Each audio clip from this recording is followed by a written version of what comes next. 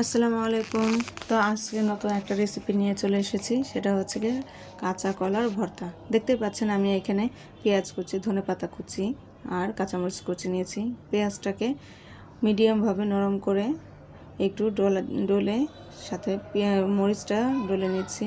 খুব বেশি ডলতে যাবেন না, এতে করে পেঁয়াজ আর কাঁচামরিচ থেকে যে পানিটা বের হবে সেটাতে কিন্তু আপনার ভর্তাটাকে নষ্ট করে দেবে, একটা টক টক স্বাদ চলে আসবে।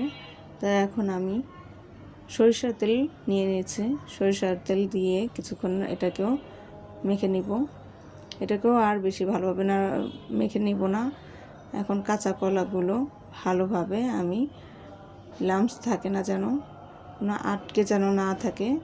খাওয়ার সময় আমি খুব নরম করে এই কলাটা সেদ্ধ করেছিলাম, যার কারণে হাত দিয়ে চাপ দিতেই একদম ভেঙে যাচ্ছে, আলুর থেকেও নরম। তো সবগুলো একসাথে আমি মেখে নিব।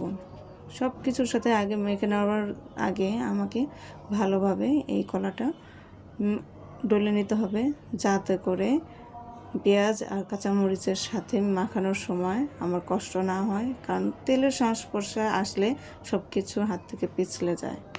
তো যদি আপনাদের এই ভিডিওটা ভালো লাগে তাহলে আপনারা লাইক, কমেন্ট এবং সাবস্ক্রাইব করে দেবেন।